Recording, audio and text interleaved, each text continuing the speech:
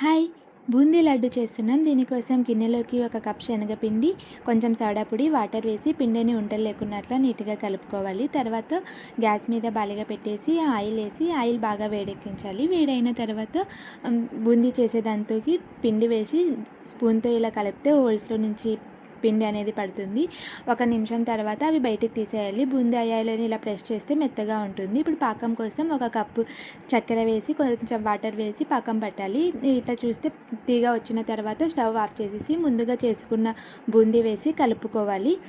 కలిపేసుకొని ఇప్పుడు దాంట్లోకి డ్రై ఫ్రూట్స్‌ని కొంచెం నెయ్యి వేసి వేయించుకోవాలి. తర్వాత ముందుగానే పాకంలోకి వేసుకున్న బూందీలోకి వేసి ఒకసారి కలిపేసుకోవాలి.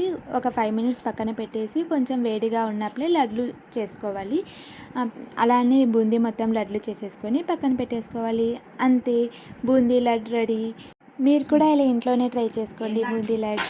బాయ్. బాగుంది.